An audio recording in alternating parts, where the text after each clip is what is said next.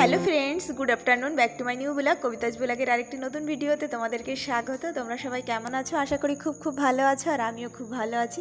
আর এখন বাজে বিকাল 4:30, আর এখন থেকেই তোমাদেরকে সাথে নিয়ে ব্লগটা শুরু করছি। আই হোপ যে আজকের ভিডিওটা তোমাদের দেখতে খুব ভালো লাগবে।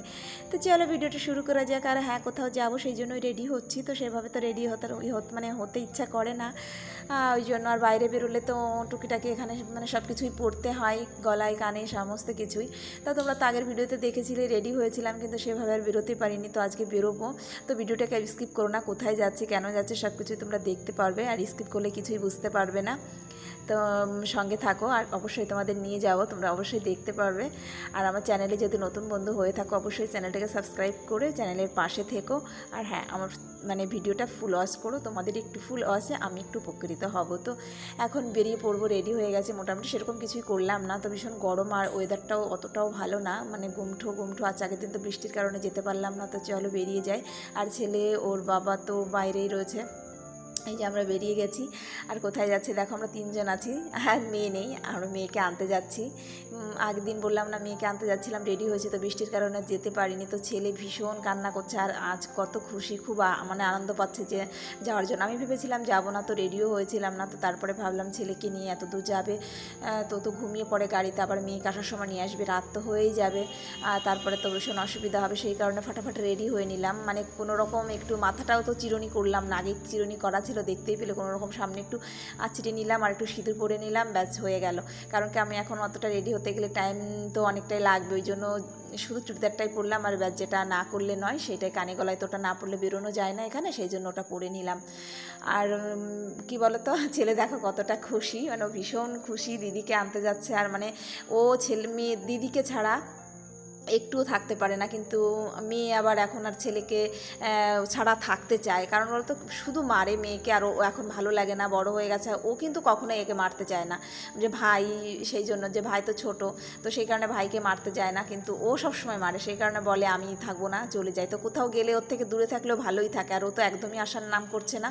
আর দেখো পুরো ফাঁকা হাই রোড, একদম পুরো ফাঁকা, কোথাও ঘর বাড়ি কিছু নেই, আর চারিপাশে পুরো সবুজ ধান গাছ, ধান লাগিয়েছে, তার এত সুন্দর লাগছে দেখতে। খুব সুন্দর, ওয়েদারটাও বেশ ভালো আছে, হাওয়াও চলছে। তো এখানে একটু দাঁড়িয়ে গেলাম, কিছু তো নিতে হবে। তো যাবো দিদি বাড়িতে, কিছু তো একটু নিতে হবে। দিদি কি মামা আছে, তো সে মামার মেয়ে।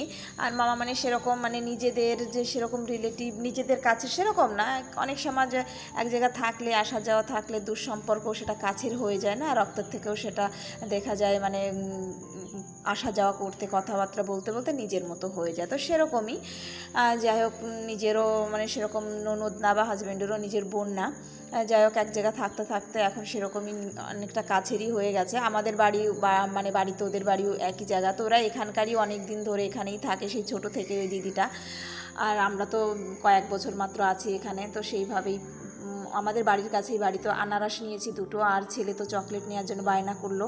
আরও যে কতটা খুশি সেটা অবশ্যই দেখতে পারবে, গিয়ে দিদিকে জড়িয়ে ধরবে, কী যে করবে তার ঠিক নেই।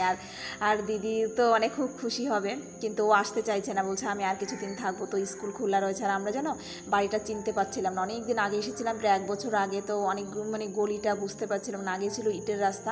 তো অনেকবার ঘোরাঘুরি করে প্রায় আধা ঘন্টা আমাদের কেটে গেল এখানে, যারা না বুঝতে পারছিলাম। তারপর ফোন করছিলাম, দিদি ফোনও তুলছিল না, ওই জন্য অনেকক্ষণ দাঁড়িয়েছিলাম হাই রোডে, কোথায় বুঝতে পারছি না, একটা ভুল রোডে চলে গেছিলাম, আবার ফিরে ব্যাকে এসেছি।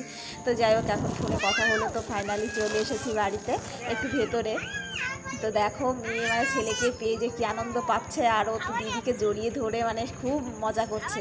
আর ও বেশ ভালোই ছিল ভাইকে ছাড়া, ওর অসুবিধা হয় না, ও যেখানেই যায় না ওই রকমই হয়ে পড়ে, ভাইকে ছাড়া বা মা বাবা যখন যেখানে যাবে তখন সেইখানের সেই পরিবেশটা ও ধরে নিতে পারে, অসুবিধা হয় না। তো এই যে দিদি জানবো, ওনার মেয়ে যে নমস্কার করছিল হাজব্যান্ডকে, একটাই মেয়ে আর কেউ নেই।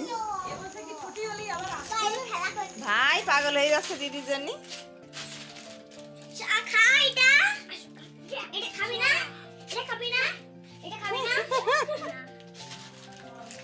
খাবে পরে খাবে, রাখো এখন।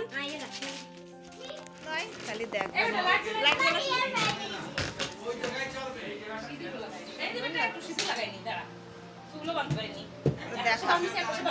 দেখাবানি এরকম, কিন্তু এত উঁচু ডিজাইন নেবে না, বুঝলা?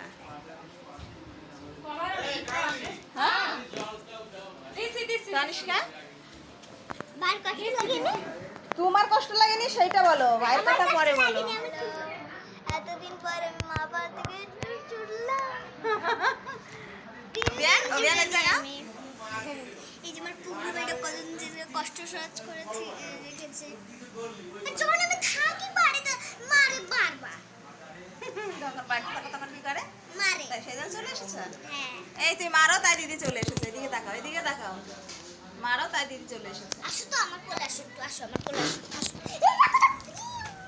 এসব করবা না। না না না না না। এই, এটা কি বাড়ি?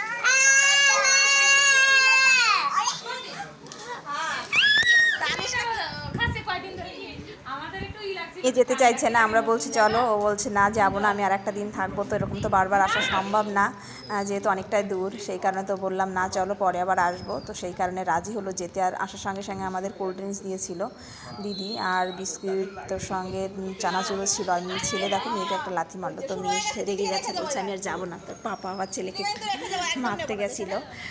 আর এই কারণে ওর মানে ভালো লাগে না যে ভাই খেলবে খেলবে আর হঠাৎ করে মানে একটা চর চাপড় দিয়ে দেবে, হয়তো লাথি দিয়ে এরকম করে, খুবই বদমাশ, তার জন্য একটু মারও খায়। আর এটা দেখো খেয়েছে, আর এটা খাবে না, তো আমি এবার নিয়ে বসে রয়েছে, আমাকে বলছে খেয়ে নাও। তো আমারও খেতে ইচ্ছা করছিল না।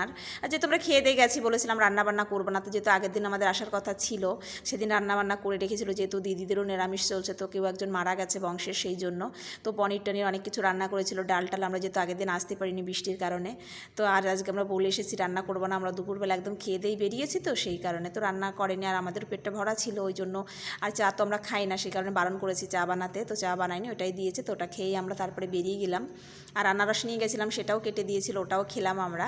তারপরে যে বেরিয়ে গেছি, মেয়েকে মাঝে নিয়েছি, আর ছেলে সামনে বসেছে, ও ঘুমিয়ে গেছে, তো পাপার দিকে মুখ করে বসিয়ে রেখেছে, তো ও ঘুমিয়ে গেছে। আর মেয়ে ঘুমোবে না, আর ছেলে যেহেতু দুপুরবেলা ঘুমোয়নি, সেই কারণেই ঘুমিয়ে গেল। আর এমনি গাড়িতে উঠলেও ঘুমিয়ে যায়। তারপরে এখানে আবার দেখো গেট পড়ে গেছে, ট্রেন ঢুকবে, তো এখানে অনেকক্ষণ দাঁড়িয়েছিলাম, প্রায় আধা ঘন্টার বেশি আমরা এখানে দাঁড়িয়েছিলাম। আর যাদের ও মানে সহ্য হচ্ছিল না, তো তারা দেখো গাড়ি নিয়ে কেমন করে ভিতর দিয়ে চলে আসছে। আমরা আর এভাবে আসতে পারিনি, ভয় লাগছিল। আর এভাবে যাওয়াটাও তো ঠিক না, না তো দুটো গাড়ি ক্রস করলো ট্রেন, আপ ডাউন, তো সেই কারণে অনেকক্ষণ টাইম লেগেছিলো। তারপরে আবার ঢুকতে ঢুকতে অনেকটা টাইম হয়ে গেছিলো, সেই কারণে পরের ভিডিওটা করাও সম্ভব হয়ে ওঠেনি। তো চলো ভিডিওটা এখানেই এন্ড করবো। তো ভালো লাগলে অবশ্যই একটা লাইক কমেন্ট শেয়ার করে দিও। আবার দেখা হচ্ছে নেক্সট ব্লগে। Okay bye, good night.